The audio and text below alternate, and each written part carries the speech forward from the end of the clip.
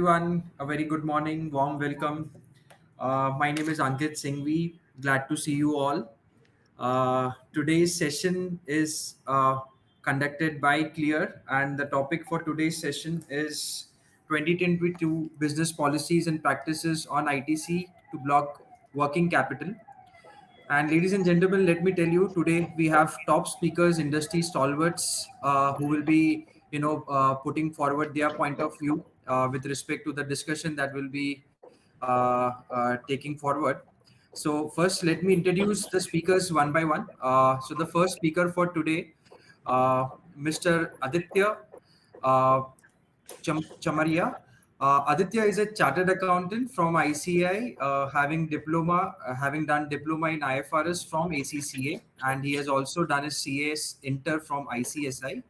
Aditya comes with 17 years of experience in FMCG, food and pharmaceutical industries. He is currently working as CFO for Raymond Consumer Care.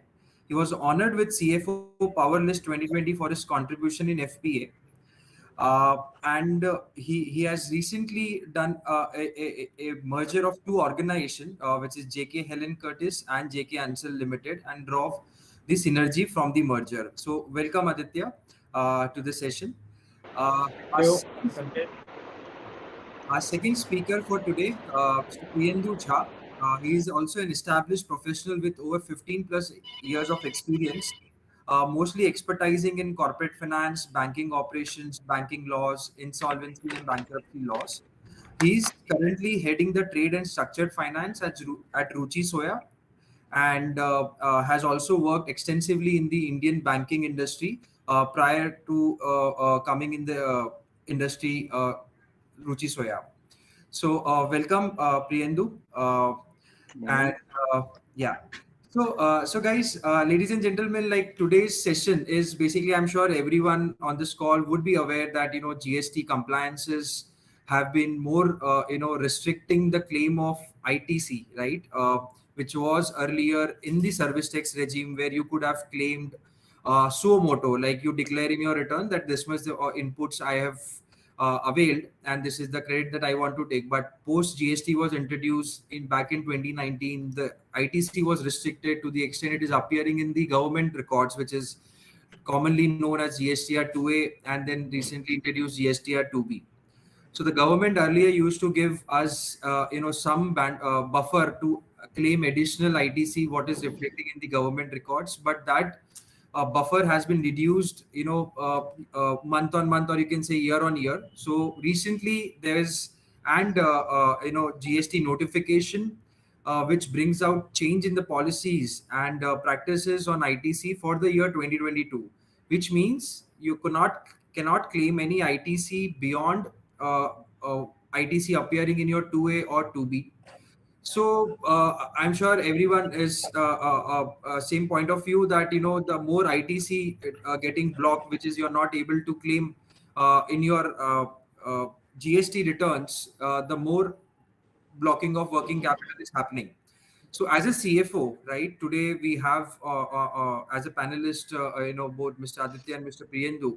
I'm sure they are always of the view, or in the race of how they can increase the bottom lines, right?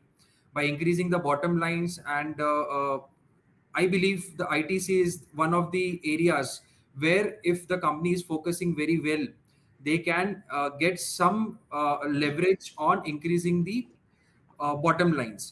So let's understand from them. I'll just try to ask certain questions, like how this impact or this change is impacting as a company, for a company, and how does a company is seeing this change, whether it is a small change, big change, or earlier something was done manually, we now have to move towards automation.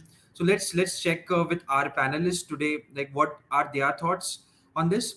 So my first question is for Mr. Aditya, like considering this thing, right, and considering your experience over like last 15 years in this industry of in the finance domain, typically how do you deal with any major change in your organization, like in general, like not GST specific, but any changes which is brought within the ecosystem, maybe from the government side, maybe the market has changed, and so you have to change your policies. So how do you basically deal with this kind of changes in general? Sure. So first of all, a very good morning to all of you. I hope everybody is keeping healthy and safe. It's very much critical at this point of a juncture. And perhaps this is a time where status quo is a good status per se. So yeah, with that, to answer you, Ankit, I think changes in any organization is a constant part. So, we as an organization, just like a human being, need to evolve with time. And that's why it is very important that, we accept the new changes with the open mind and open heart person. You know, so for us as an organization, we are always forward looking to understand how do you adopt to the new age system. And I'm not restricting myself to the tax, but to the overall. It's a world of, AI and data intelligence. So how do you work along with the new evolvement of the things? Otherwise, nobody can afford to become a Nokia. You need to keep upgrading yourself, understand what's the new knowledge, what's new things happening around the world, around in your ecosystem, and adapt to it. So I think that's become really very critical of adopting to the new ways of working. Now, when it comes to the government, obviously, as a corporate, when we try to take a step ahead, even the government is trying to do that part. Now, obviously, when you're talking about a democratic country like India, which is a massive in itself, this step-by-step improvement is going to take time. And there will be lots of trial and error, there will be lots of learning and blue. So, you know, we all know exactly that it's quite a painful journey sometimes for all these changes what government does. But if we see from their point of view, their shoes itself, obviously there are lots of mastermind which is working behind the screen, and it takes time. So not that everything would be perfect at one time, but it's all about us as a fraternity, how we evolve into it, how we adopt to it, and together make it a better system and a better place to work upon. So to be precise, again, I think what is critical is adopt to the changes, think forward, use data, use system, which is more critical. We got to do away with the age-old system of maintaining an Excel control or control keeping ourselves. Blockchain is one just simple example. So I think change is always constant. We always keep forward looking. There are many technology upgradations what we have done in our system, in our organization per se. We have tried and move away from the mail approval system to the cloud-based system. Most of the third parties stock keeping also to the cloud-based system. Obviously, when it comes to GST, we have ensured that we move to a monthly reco. So technology upgradations is very critical, just like the product upgradations is.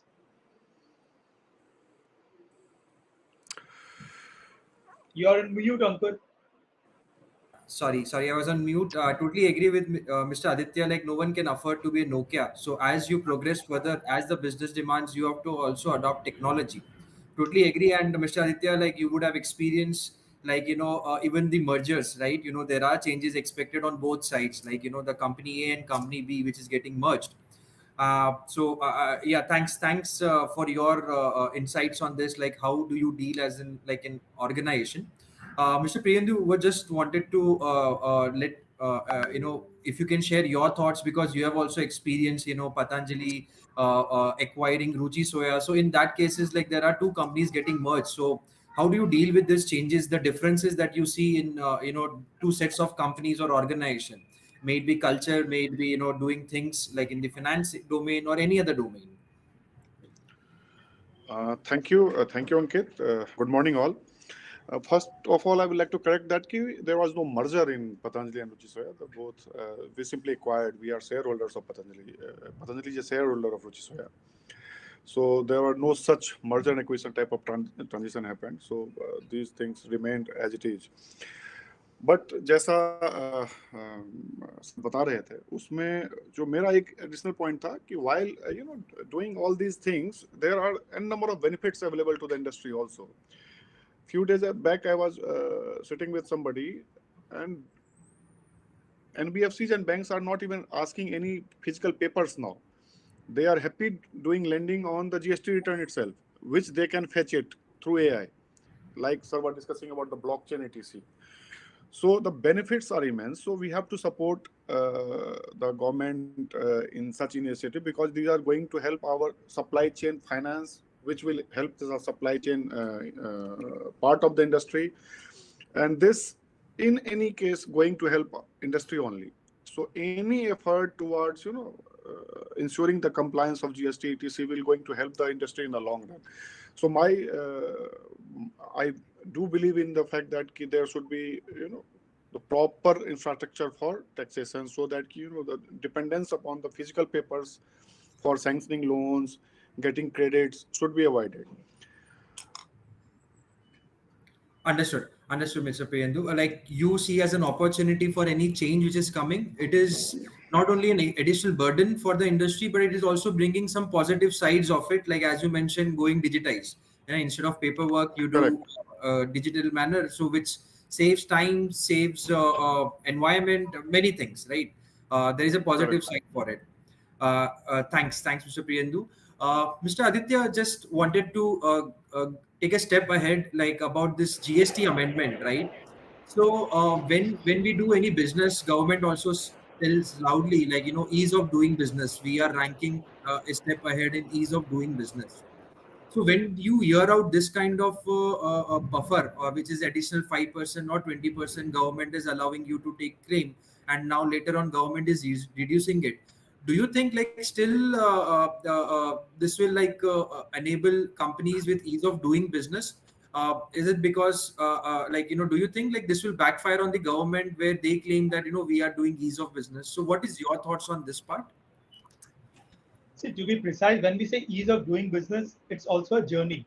It's not a overnight turnaround where all of a suddenly the thing changes. And I guess if you see the concept behind of first giving 20%, 5%, is to people get accustomed to the new ways of working or things which is finally going to help you in long run. So I think we should be very clear in our expectation that this 20%, 5% doesn't become the right per se, but it is the stepping stone in terms of getting to a compliant system per se. So most of the things you will find that these are basically just a part of a journey, and either sooner or later they were always supposed to be removed from a regular compliance perspective. So now whether the timing of that is right, you know it just remind like a students, when we all have been students in our life, when the final date of exams come, then we generally get more serious in terms of buckling up also for the preparation. So that's somehow the human being nature is, and nobody's to blame for that, but I think we all needs to evolve to the getting adopted to it.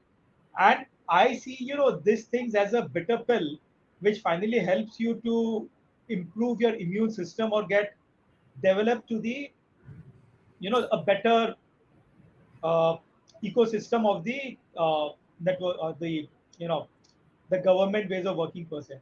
So it always gives you a hardship upfront, but if we are getting ready to it, if we get prepared for it the right time, it's a pill which is hard but helps you finally to develop yourself and your organization first. Okay, Mr. Priyendu, what are your thoughts on this? Like Mr. Aditya is mentioning that you have to look inward. You have to make your system so robust that any changes by the government should not impact you to a great extent. So, what are your thoughts on this, sir? So correct. Adding to what sir was saying, the provision has right intent, as the government wanted to improve the compliance. However, it has brought extra burden on the corporates, no doubt. But it can be observed that the government wants to use the relationship between the buyer and the seller to ensure the compliance. Though a company of our size doesn't, get affected much, because we are very careful while selecting the vendors also. So the instances of such defaults are less in comparison to what others may be feeling. But yes, it has increased the compliance work. It has further increased the communication flow between the vendors and the buyers. So in a way, yeah, the work will increase, but as sir was saying, it is a process. We have to accept that there are n number of benefits. I was very surprised to see SBI sanctioning 10 crores loan in one day, simply because of the automation available due to GST returns available online. So these are the benefits also which we have to help the government also in this. There will be pains, but it's worth it. Agreed. So I understand from both of you. In the long run, this is for the benefit of the taxpayers, where things are getting streamlining compared to currently. Some vendors are compliant, some are not. So thanks both of you to give your point of view. My next question, Mr. Priyandu, to you. As you mentioned, communicating with the vendors. I'm sure every company is doing proper due diligence while onboarding a vendor and ongoing due diligence for the vendors, right? And vendors are very critical for any organization, maybe for raw materials, maybe for any services, etc., that they are providing to a company. So currently, when you see that any vendor is non-compliant, right?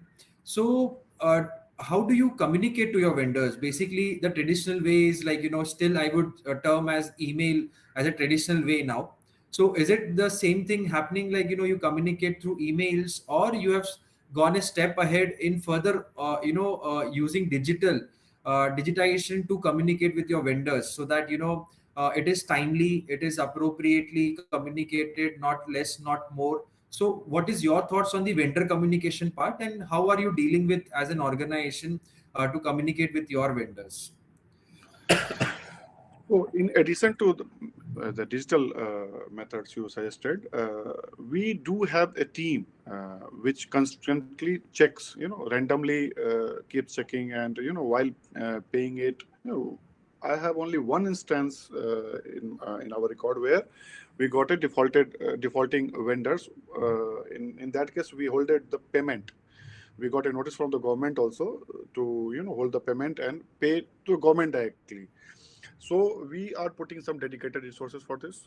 Like sir suggested, monthly reconciliation we do, where we find out any defaults from the vendor side, and mail, digital methods, and the personal calls, follow up, etc. all are happening at because company of our size, we cannot, a small a small default can also, become a big issue later on.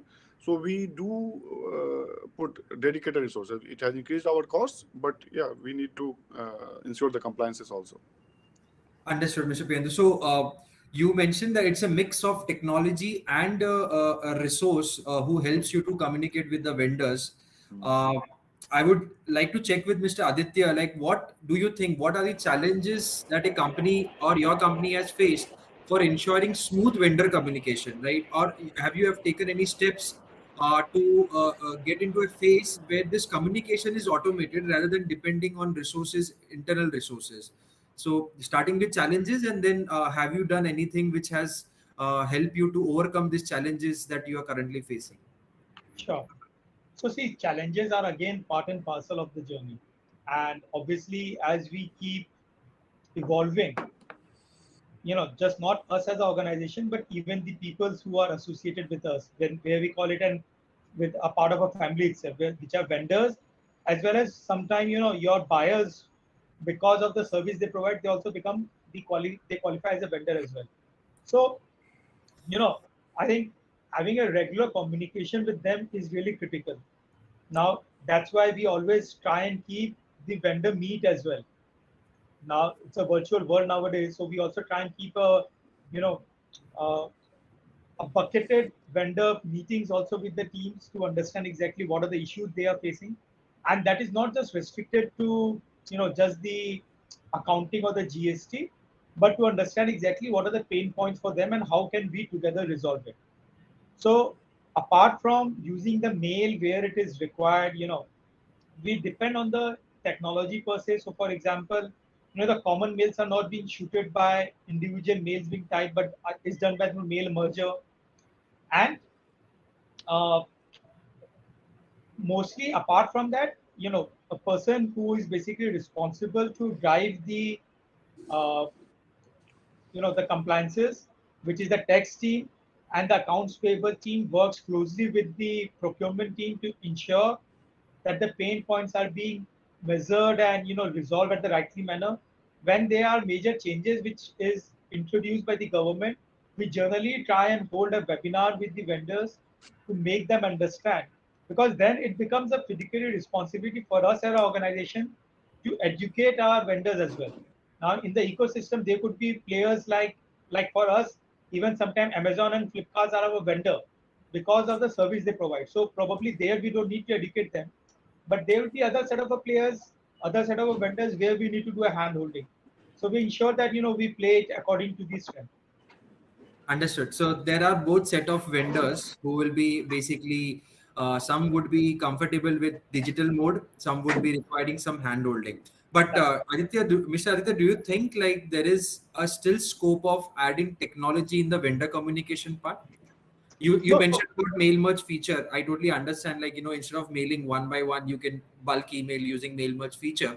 So, considering the current scenario, the volume that a company is handling, especially you both come from an FMCG based companies. So, considering the volume, do you think there is still scope of technology element in vendor communication? Yeah, definitely. So see, what we have done also this time is that instead of depending on the mail system to know exactly what their turnover is there, what is a PAN registered or other thing, we have actually moved to a very simple solution like Google Forms, or the cloud-based platforms to use the data submissions rather than going into the mailbox. They're sending us a mail, somebody tracking the mail, and then showing whether all the data are up there or not. So we need to move to the simple system sometimes to make our life easier. And for that, perhaps maybe you don't need a very high-end solutions, but the basic solutions as well to keep the pace and move faster within the ecosystem. So we adopt to the new simple systems per se, rather than complicating where perhaps sometimes we have to make vendors learn exactly what it is all about. Makes sense. Makes sense. Thanks, Mr. Aditya. So, Mr. Priyendu, next question for you. You already mentioned, at the start, like the amendment that we are experiencing from Jan 1 is not having much impact on the ITC policy that you have. But just wanted to check once more, like, do you think since this restriction has come, there are companies who are not holding any payments, right, of their vendors in terms of GST is appearing in 2A, you take the GST amount from me.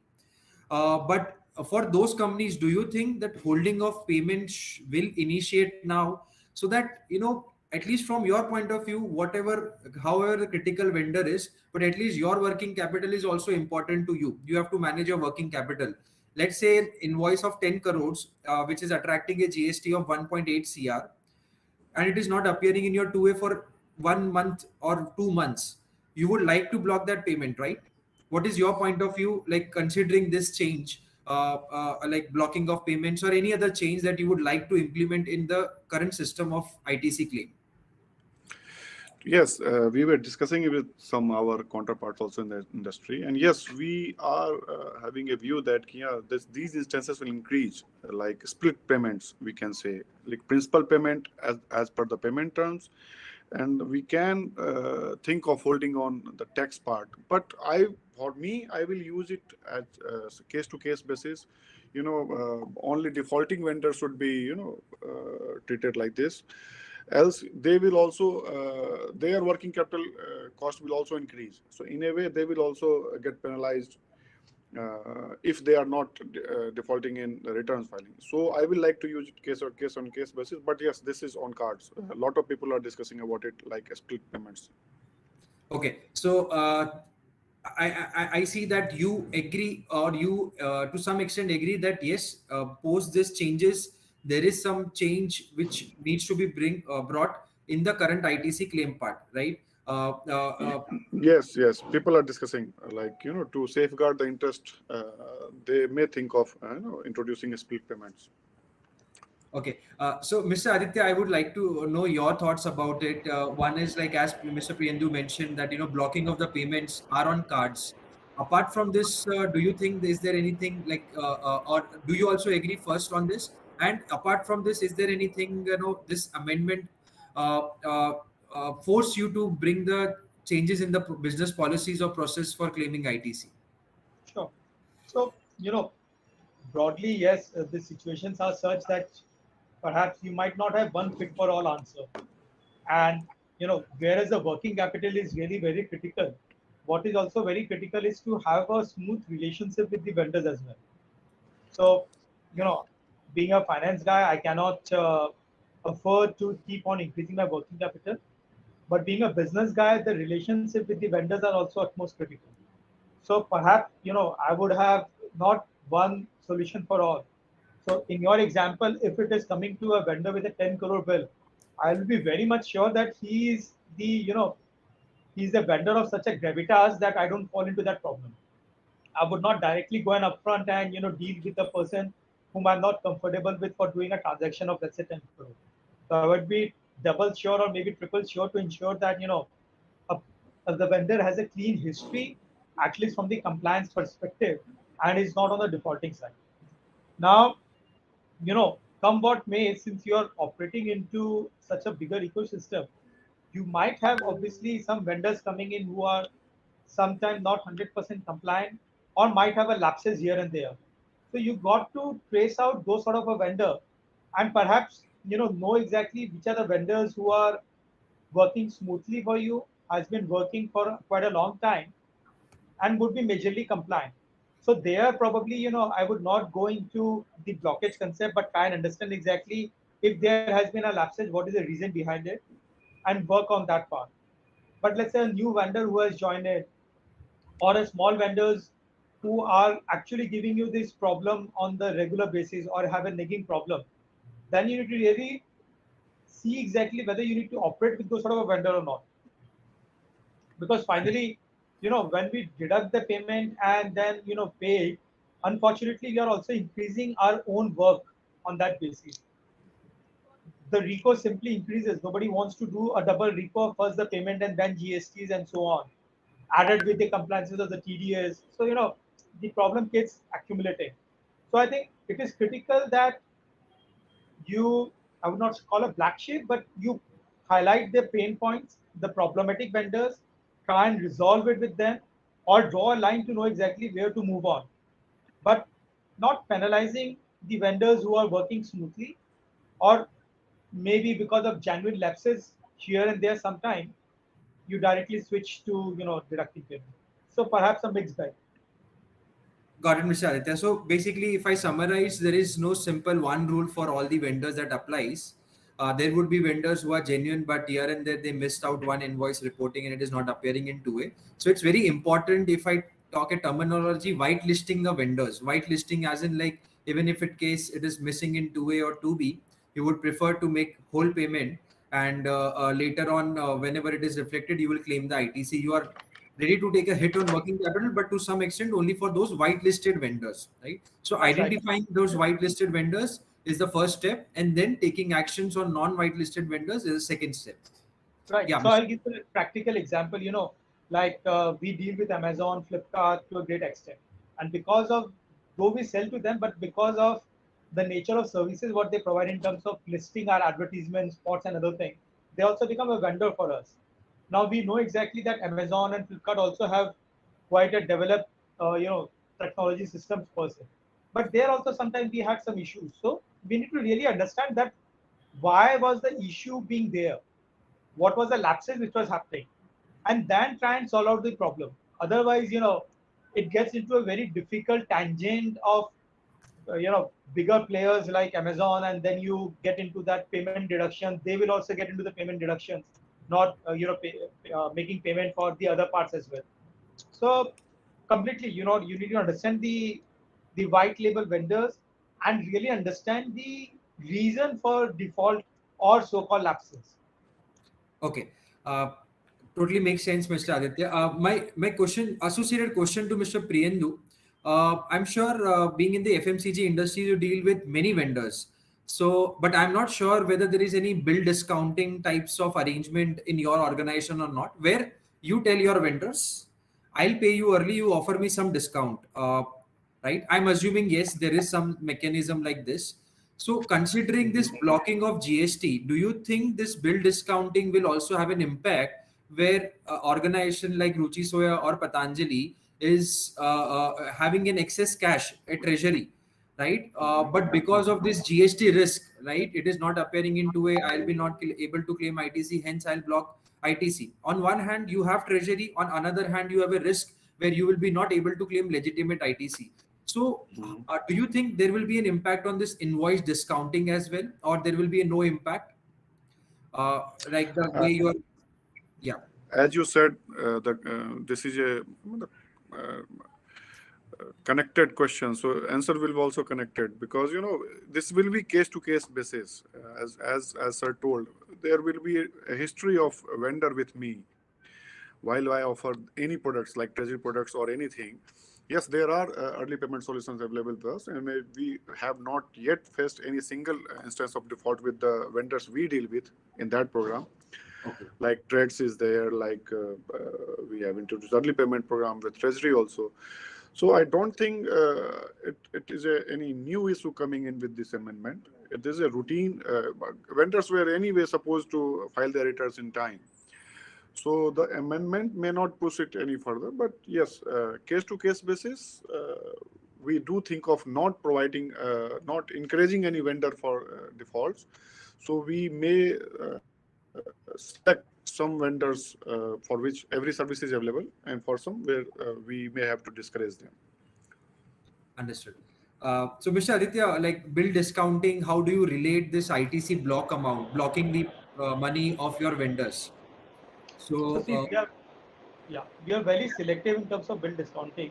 We also use e-trades platform for factoring and reverse factoring, but then we do it only with 4 or 5 vendors, which are bigger vendor for us, material enough, and obviously if the vendor is big and material enough, we will ensure that we would have a comfort level only when they are 100% compliant. So it's not something which you would do with a plethora of the vendors per se. You got to do it only with your best business partners, and your business partners has to be one who are 100% compliant. understood, sir. Thanks, thanks. So there is a limited player where you enjoy this bill discounting, and for those players, you are 101% sure they will not, be a non-compliant vendor, right? So there should be no impact on invoice discounting per se. Fair enough. My next question, Mr. Priyendu, to you is, you being into this trade finance and raising capital, raising short-term money for your company. You would have experienced the tax team's journey also, or the day-to-day things that they do. Do you think, like, still there is a focus on ensuring tax compliances rather than focusing on tax optimization? Basically, how you can optimize your taxes, right? When government is giving you an facility to claim ITC, rather than focus how we can claim more and more ITC, we are more and more focusing like how we can do a timely compliance on a due date, which is equally important. But do you think now it's a time to also focus on optimizing the taxes, like this, that is like the GST part and also the income tax part? Certainly, as start sir said, it's a process. So GST is evolving, and it will keep evolving. And yes, unfortunately, so far we are basically looking at these things as a compliance related thing. But yes, going forward, we do see some optimization here, and it should help the corporates.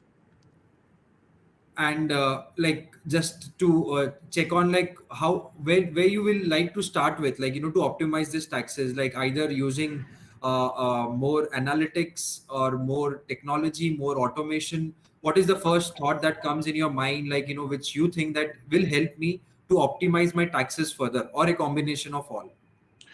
Yeah, Matlab, I know where it's coming. So I think more technology should help the corporates in optimizing the tax. Okay. Okay. So thanks, Mr. Aditya. Like, what are your thoughts on this? Like, how you, if you want to optimize the tax in the current scenario, what steps would you like to take on that? So, see, I think one part which is very clear as a true financial professional, we need to clearly understand we are talking here only about tax optimization and tax planning. Nothing which needs to be obviously 100% compliant by each and every angle part of it. So that is the first and the foremost part of it, that it's only about planning and optimization. And but there should not be any shortcut which is available to utilize this sort of a planning and optimization. Within the framework, what the optimization, whether in terms of tax saving or getting the right input tax credit utilization is foremost critical. So like for example, after in our organization, we were very clear that what are the steps which we will take, being ethically right and 100% compliant to the framework of the government is really very, very critical. So like for example, we did tweak in terms of our IGST sale to a local CGST or SGST sale in terms of our depot management or warehouses being present to understand what is the best ways of unblocking our input tax credit. Similarly, how do you spread out your IGST to the various CFAs depending on your service provider to vis-a-vis the sales ratios to the various factories to the various CFAs become really critical. Same thing goes for your expenses, that whether your expenses are incurred into the corporate office or it is basically incurred in the regional places. So there you must do the tax planning in terms of whether the bills are being raised to the corporate office, the HO, all bills are raised in the respective cost centers to get away from issues of blocking the credit or basically transferring the IGST on the sales ratio.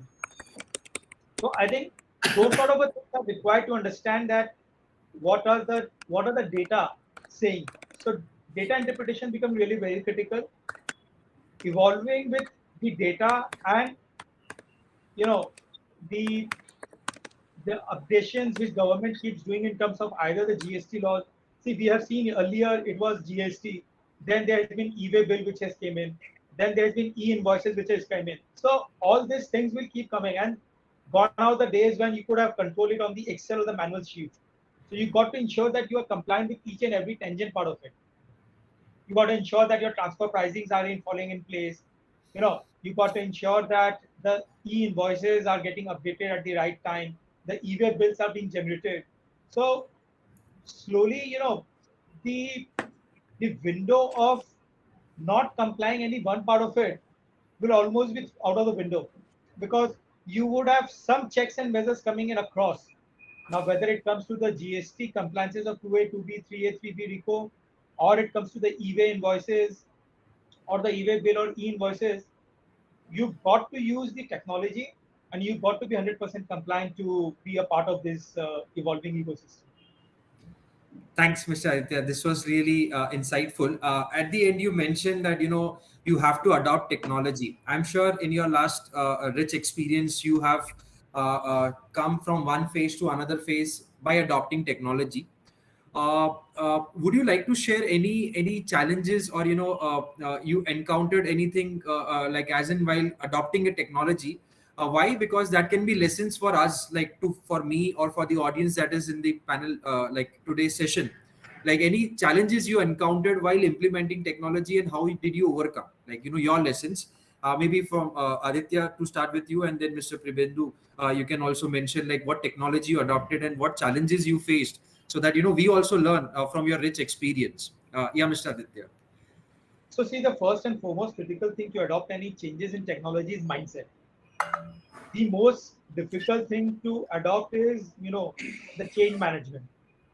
For the change management, you got to give the training to lots of people to comply and, following the process of doing it. So I guess adopting to the changes and system is not that cumbersome, provided you understand the bigger picture, the holistic picture of what we are doing and how is it going to help. But what is really critical, that how do you have a buy-in from the people? So, typically we operate with 2,000, 3,000 sales employees per se. How do you make sure that people at the last mile connectivity understand exactly what language are you speaking, or they see it as one of a other burden which has come to them? That becomes a really big bottleneck. So you can have the world best system, but if you complicate it beyond a point where people are not able to understand it, then you might have a world best system, very good technology, and you can burn money like anything, but it will not be very well accepted by the frontline people or the people who are executing it. So what is really important, that you test market the product. you understand exactly how the product is working, really hear out the pain of the people of or how do they see the things who are supposed to finally execute it. So finally these technologies are being adopted by the the sales officers or also sometimes the CFA operators. Now how do they see these changes? How are they really able to accustom to these changes, maneuver their way, adopt to all those things is becoming really very critical. So for me, what is not really important is the technology I'm adopting or the software I'm adopting, but it need to be simple. Yet it should give me, if not 100%, 90-95% drive result. I would not go for that last 5%, 10% final, perfection. But it needs to be user friendly and people can need to understand and adopt it. Perfectly. Ankit, Simplicity.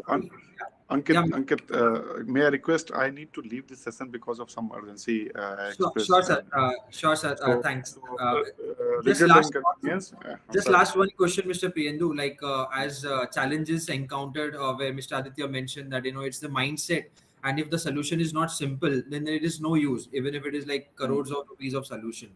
I'm sure you would correct. also agree. But Correct. another question, like I would like to understand, budget is coming very soon. Like what are the Hmm. top tax reforms you're expecting from this budget, right? Or what are the reforms that you're expecting as an industry stalwart, right? I would just like to No, know your thoughts and no, later on Mr. Aditya's thoughts, right? I'm not the best person to ask this question. We are But no one thought no at a experts in personal this level, field. also, you may be dealing certain investments like cryptos. You would like to have more clarity on cryptos. Just an example. What are your thoughts on this? Like I'm a anyone? traditional investor. I do believe in equity, and I'm yet to come in terms with the crypto kind of product yet. Yet to come to terms with. Maybe you expect some tax slabs to go a little bit above so that you pay less taxes. That is your expectation. Maybe like just Yeah, yeah, this is everybody. This is a very obvious question. Everybody expects tax to be less. Yeah, okay. prices should be controlled more, and but Price. we are in a growing phase as a country. Maybe government need funds. That's why they are taxing almost everything. Right. Perfect. Perfect. Thanks, Mr. Priyendu, for your time today. Thank you so much. Thank you I so much like, for yeah, thanks a the lot, session. and I really appreciate you taking out some time and sharing your knowledge and experience with us. I really appreciate. Looking forward to meet with you face to face whenever possible, whenever things open up. And Thank you. yeah, yeah. Thank you Thank you much. so much. Thank you so much. Thanks. Thanks. Thanks, Pendu. Take care. See ya. Thank you. Thank you, sir. Thank you. So, Aditya, like I just wanted to know from you, what are the top tax reforms that you expect, or what is your expectation from this budget? As in, like any a specific one or two things that you were expecting since a while, but never heard about it. Maybe related to ease of doing business, maybe related to extending certain government policies, export policies. Government has started certain production link incentive schemes, so any particular industry that you're expecting should be brought under this scheme. Maybe just thoughts, like in general ways. See, generally, what happens, Ankit, this becomes quite subjective because you generally pro to see it from your perspective or your industry's perspective. But now, if you see from the other side of it, we are getting out of the woods. We are getting out of a difficult time, and I think at this juncture where we are standing as an organization, as a country, as a you know as a holistic development for the country per se, what is really critical is that expecting uh, a magic whip out of a hat is really very difficult and should not be the right expectation right now. But I think we need it to leave it to the best persons, putting the thinking cap on to understand exactly how the things gets evolved. I guess, for age-old system, let's say, take an example of, let's say, petrol and diesel prices, where it was a right move per se to move it to the, regular price fluctuation rather than, getting to the price changes through the advisory boards and other thing. So we needs to be part of this sort of a evolving system where perhaps the transparency and how people, a broader prospect of people are falling into the tax gamut becomes really critical rather than some people taking the burden of the whole ecosystem per se. So to that tune, if you ask me, I believe a right spread of indirect tax with direct tax is very critical for the development of for the country per se. Obviously, indirect tax beyond a point carries a risk of the high inflation or moving to the trajectory of inflation. But we need to be cautious enough of not increasing direct tax also beyond a point, especially to the personal taxation to the individual, because corporate tax to a great extent has been now moderated. Whether there is scope further, yes, definitely, but it's all depend that the timing of it. But we need to play a quite equilibrium of, you cannot keep increasing direct tax also to a particular threshold limit, which enforce people to think about a brain drain. So that balance out also needs to be done. I guess what is really critical is that how do you put more money in the hands of the people so that the thrill to the ecosystem, to the government, to the spending power parity of the people increases. Now, whether government spends more into the capex, spends more into the infrastructure development, putting more money into the hands of the people, leading them to the better indirect taxations, incentivizing the indigenous productions, and increasing the export has to be really a mixed bag which we need to take it forward, which should really help. This is a time where we need to encash on China plus one strategy. In the Raymond Group itself, we have been trying to encash on those opportunities of how do we help, country, and in that tune, how do we help ourselves as an organization. More volume would probably give me better, absorption benefit, better scale of economics benefit. And if the government helps to increase the export, it I end up even paying a better taxes to the government, not as a percentage, but as an absolute amount. So to me, increasing And the base yeah, of the indirect tax, increasing the base of the direct tax, of how do more people start complying GST to the greater extent, that needs to be, keep focused on.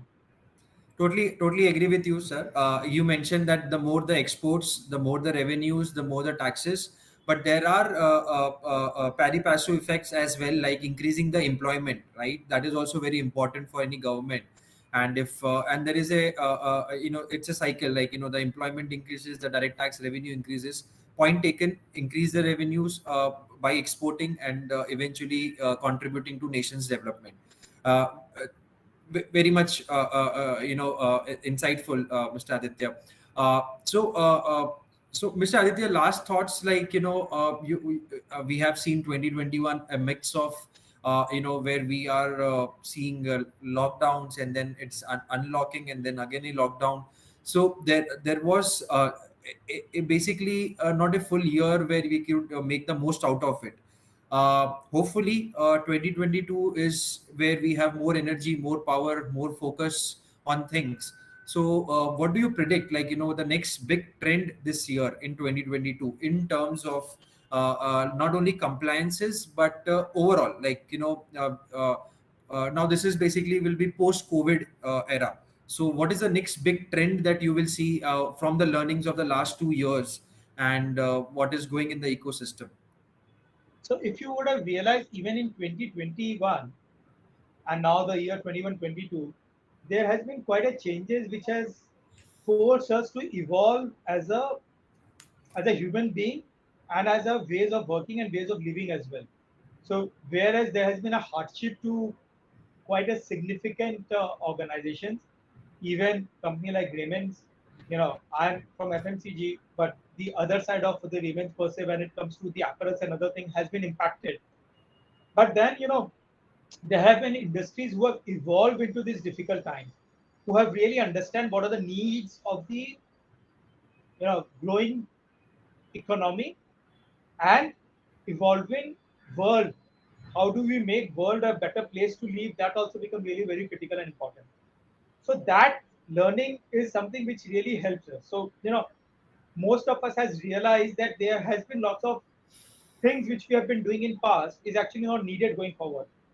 perhaps you will see the new norms of having more adaptation to the digital world, having more adaptation to the virtual meetings rather than people traveling far across, taking frequent flights and then meeting whether vendors or the corporate travels or the corporate meetings, the head of quarter meetings, getting involved through the video conferencing, which saves time for everybody and by default also save money.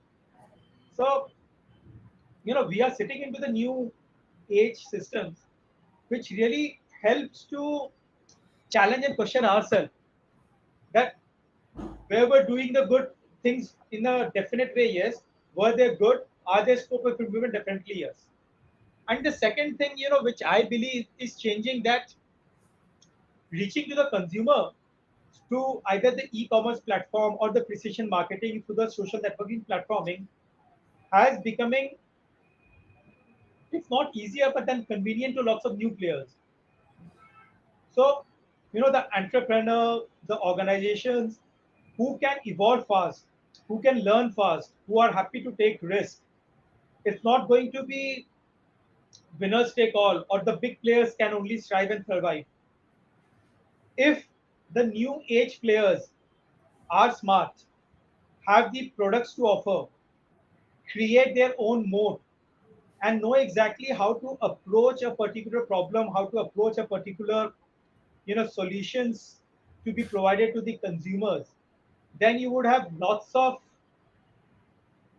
since I'm coming from FMCG, I'm giving example, lots of companies like Boat and Mama Earth and the Glam Plus who would become unicorn pretty soon and would teach the biggies a new lesson of how you keep yourself adopting, how you keep yourself changing, how do you work very closely with your consumers, how you work very closely with your supply chain rather than just doing the traditional ways of thinking. So I guess developing a product, changing yourself to the system requirement, changing yourself to the new age technologies, working very closely with your consumer and your business partners is really very critical. And definitely the backbone of all this has to be data. Understood. Very important point, Mr. Aditya, you mentioned is there is ample of opportunities even for small or emerging players in the market because of technology, right? There are platforms which will help them to market their product subject to they are innovative, they have a correct product mix, and they are ready to understand consumer problems. So the biggest trend that I summarize from your point, there were many, but the biggest trend is there is a huge scope of emerging companies like as you named few like Mama Earth and other companies where they can where companies will like biggies will compare their growth versus their growth, and there would be a huge growth for those companies compared to the biggies, right? Yeah, So so the absolute amount is different, but the growth percentage percent, will be yeah. very critical. Scale up, So yeah. yeah, nobody can be at leisure that okay, I'm a organization of such and such gravitas and I'll keep growing. No. This new age players driven by the technology, driven by the product differentiation is going to be a big challenger. Perfect. And that eventually contributes to nations building also by more products, more exports, and more revenue to the governments. And it is like an inclusive environment for all the players rather than dominating by few players. Thanks, That's thanks. This is really, really insightful. It really, feels nice speaking with industry salvets like you, having rich experience of like 15 years, 17 years of experience. I really thank you, Mr. Aditya, for joining today's panel. Before we wrap up the session, I would just take this opportunity to just present an automated a solution that ClearTax has launched recently, which will help companies, to automate their ITC journey, automate their vendor communication, and eventually the broader part is unblocking the working capital. And thanks once again, Mr. Aditya. I'll just take this opportunity to thank present my screen and just share with the audience about this new solution. Before that, just wanted to know your ending thoughts, like what is your experience, any feedback, suggestion, no,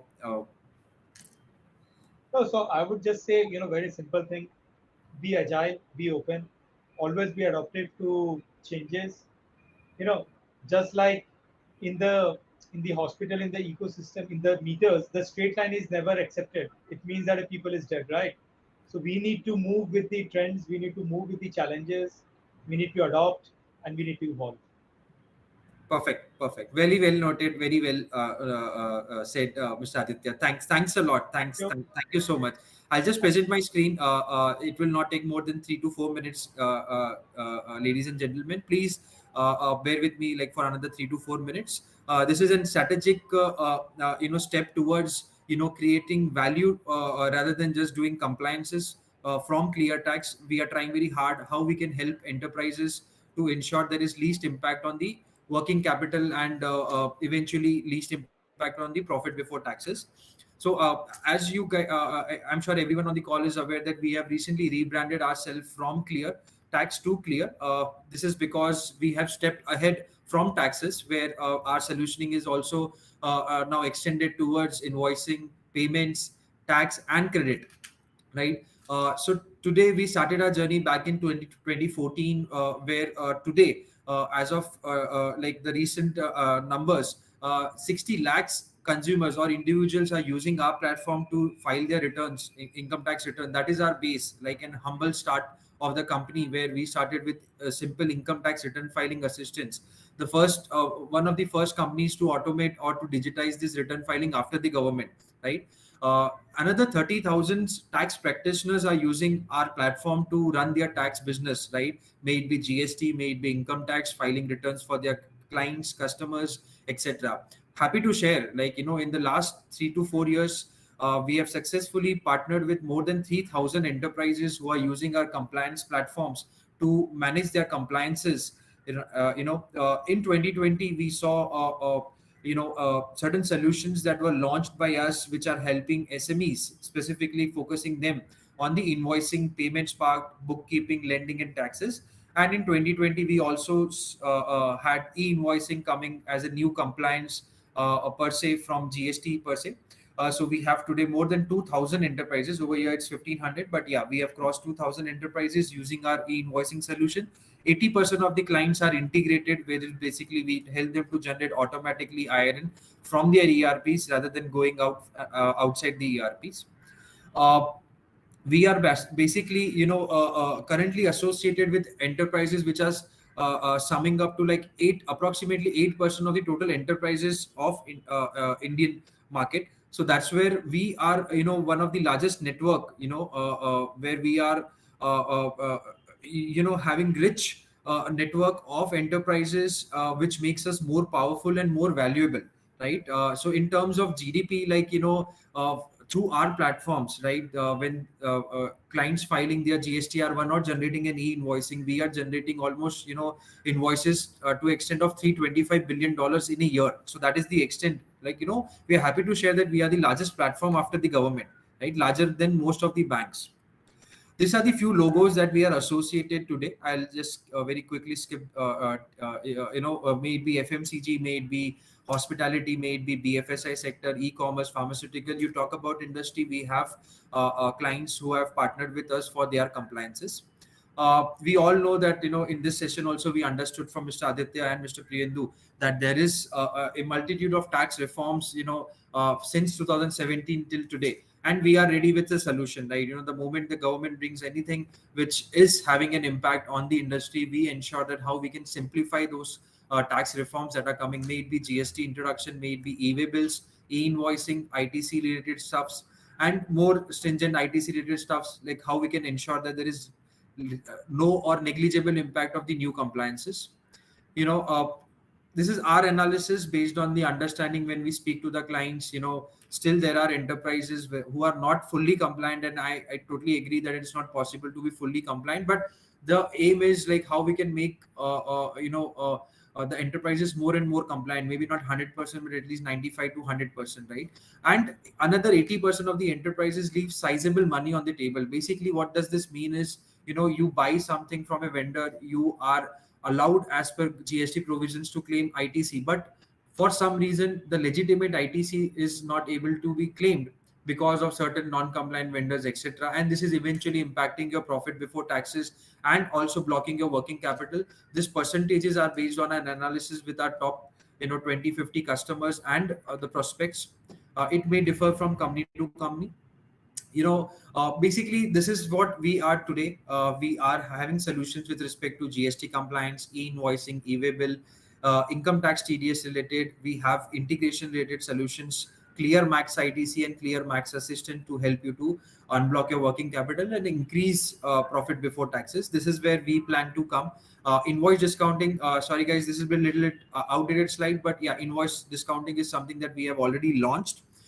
We are offering to many customers invoice discounting platform where they can leverage the additional cash that is available in their treasury by paying early payments to the vendors and availing certain discounts, which is eventually also increasing the profit before taxes. Vendor network is something that we have seen, like when we talk about ITC reconciliation, claiming of ITC, what is the root cause of what most of the ITC not getting reconciled with the government records. So that's where how we can resolve this issue. This is where vendor network helps you, where we will automate 100%, like invoicing to payment. Like the moment the invoicing hits your landscape, the company's landscape, till the time it is paid, everything can be automated through our vendor network portal. And similarly, we are working on a customer network portal where you also can manage your customer related engagements and customer related stuffs. Just to give you a quick glimpse on the current offerings that we already have it live with the Clear GST. It's basically the AI based tool which helps you to do your compliances seamlessly. May it be GST filing, may it be any analytical reports, may it be reconciliations, etc. Invoicing. Today we have more than 2,000 customers, helping our customers to do their e-invoicing generation or cancellation. Similarly, e-way bill generation, cancellation, and B2C QR codes with zero downtime, right? So that is very important. Today, if e-way bill is not generated, your supplies are subject to halt, right? That's where having a zero downtime is something very important for any organization. That's what we have achieved. When you talk about more on e-invoicing part, today the average time taken to generate an IRN, right? If we talk about, like, if I hit a button, generate IRN, it takes less than 200 milliseconds in my platform to generate an IRN number, compared to other peers, which is eventually like, 2 seconds or 3 seconds, right? TDS enabled managed services is something like, we are seeing lots of pain areas, specifically after introduction of TDS on goods as well, like section 194Q, 206C, 1H. So we have introduced certain solution which helps corporates to manage those compliances as well. You talk about checking compliances of your deductors or deductees, whether to apply normal rate or double rate.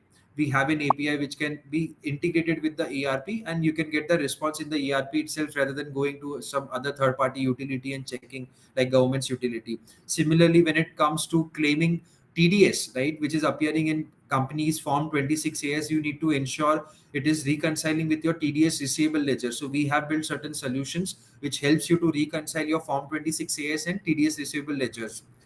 Right. So today's topic was mostly understanding, what is the impact of the amendments by the government, like, restricting the ITC only to the extent available in GST or 2A or 2B. So that's where we have come up with a strategic solution called Clear Max ITC. It is a two-way integrated solution with any ERP, which helps to automate the reconciliation process, and at the same time blocking the payments of the non-compliant vendors, and not all the vendors, only for those vendors who are not paying taxes to the government and eventually you are not able to claim. It is an automated solution which will help you to block the payments as well. In addition to this solution also helps you to do a seamless two-way vendor communication, right? And this solution comes with certain analytical reports, like to understand for the leadership team if they are losing any money or leaving any money on the table just because there was no analytics available earlier. Just a simple example: RCM paid versus RCM availed, or ITC on imports, credit accumulated under different GST and registration. So these are all analytical reports that will be forming part of my Clear Max suite and Clear Max ITC solution. Talking more about the Max ITC solution, we understood today, like, there is a need for automation. You can't have same rule for all your vendors. You have to be cognizant. There are certain genuine vendors, there are certain new vendors. You have to take an approach where you deal with them, not in the same manner, but depending on the nature of the vendor. So that's where this automated tool helps you to ensure that there is 0% impact on your business and working capital. There is 100% automation. When we are saying 100% automation, is like we are not expecting the users to download a report, run a reconciliation, share a file with the accounts payable team to tell them what is to be blocked, what is not to be blocked, or what is to be unblocked post reconciling the invoice with the 2A. Everything is automated. You can schedule the reconciliation on a weekly or on twice or thrice in a week. Automatically the purchase data will be flowing to a portal will be running, which is the ClearMax ITC portal. Reconciliation will be running, and on the next day morning you will see the recon results back in your ERP. That's where we want to enable the end users where and get them rid of doing this manual activity of downloading, uploading, and communicating internally with the different stakeholders like AP team and procurement team. Ensuring the last point, 100% compliant ITC claim. We don't want to go too aggressive where we are not within the provisions of the GST. Hence how we can ensure there is 0% impact, 100% automation, within 100% compliance of ITC claim provisions. Just almost the last slide. We have reached to the last slide. These are the main 5 pillars of the Clear Max ITC solution. Automatically managing your vendor payments, which means you don't need to communicate. Like the ID team doesn't need to communicate to the AP team. Okay, these are the 100 vendors out of 1,000 vendors where you have to block amount. Everything will be done automatically. Payment programs in the ERPs will be passed on this information on a recurring basis, so that whenever AP teams goes and it is ready to release the payment, only the required amount is released and not the complete invoice amount, subject to the ITC reconciliation. How it is done? Like the second important pillar is it is done through integration with the ERP. Right? What does this mean is your ERP is not capable to link certain documents. Your ERP is not capable to do a payment blocking based on certain results which are dependent on a third party vendor like your ASP GSP. So in this case, how can a person who is on the ERP know what to do, when to do, how much to do, like how much payment to be released, whom to be released, and when to be released? Within the ERP, we will enable the end users, basically the AP team, through this two-way integration. It's basically pushing the data from your ERP to a third-party tool called ClearMax ITC and sharing back the process results from ClearMax ITC tool to your ERP, so that you have an audit trail as well as your AP team knows how much to pay and whom to pay. Third one is automated two-way vendor communication. What does this mean is basically when we say two-way vendor communication, as in the session also we understood, it's not about emailing the vendors, because there is a lot more thing involved in vendor communication, whether the vendor has responded or not. If responded, what is the response, whether appropriate response has been received or not. So it takes lots of efforts and lots of manual efforts to deal with this vendor communication part, and it is very critical, right? You can't leave. You can't afford to do a vendor communication after 5 months. Your vendor will easily say, why didn't you come before 5 months when this issue was there? So you have to be timely, you have to be very clear on your communication part, and you have to also save your time when a vendor is responding, what is the response and what is the next course of action from your side. So this tool helps you to maintain a two-way vendor communication, just like in WhatsApp messaging system.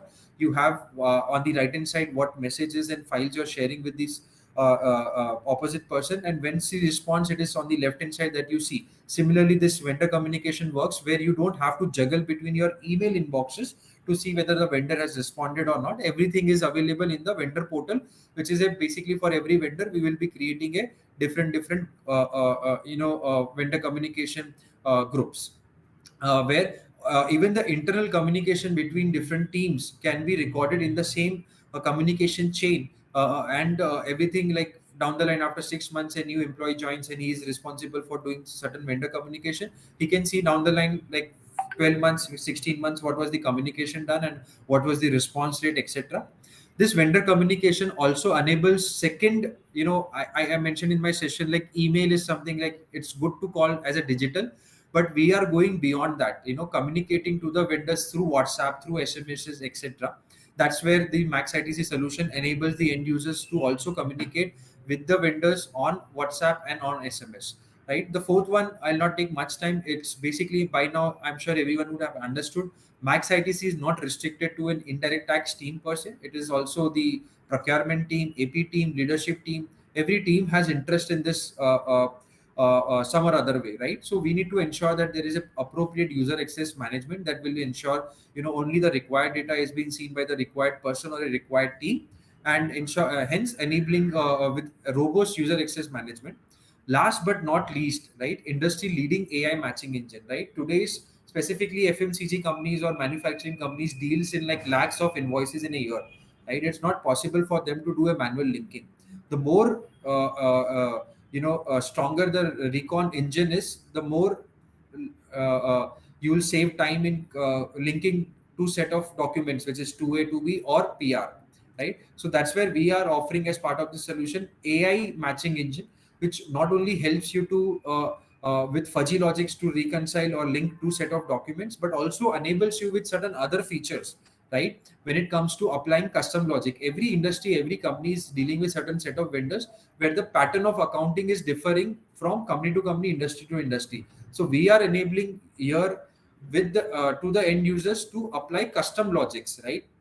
Let's assume you have a vendor who always issues an e-invoice and later on issues a credit note for some reason, and your accountant just passes a net entry in the records. So can we reconcile this manually? Yes, we can. But if there are lakhs of transaction, how can it can be done automatically?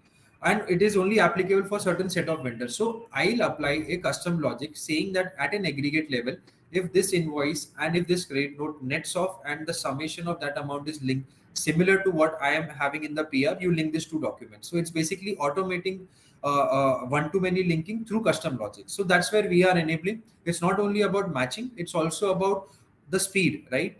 Today, when you're doing a reconciliation in March 2022, you will not do only for the month of March. You will do from April 21 till March 22.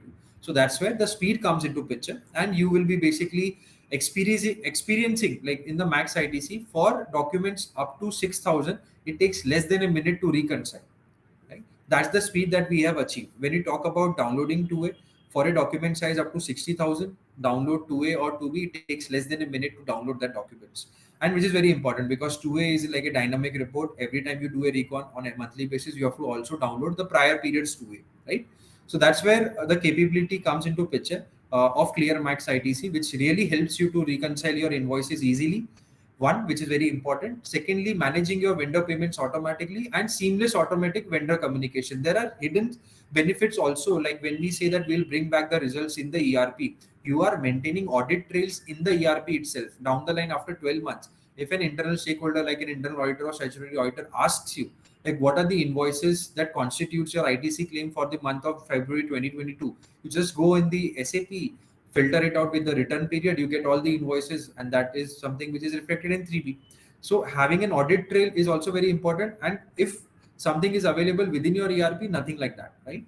So here I would like to end the session. I really thank all the participants for sparing some time to gain this knowledge and learning and understanding from the industry stalwarts like Mr. Aditya, Mr. Priyendu, and I hope this was insightful for everyone like it was for me. And I wish everyone safe health, take care, and thank you so much. Thank you everyone. Thanks, Mr. Aditya. Thanks a lot. Thank you, everyone. All the Thanks. best. Thanks.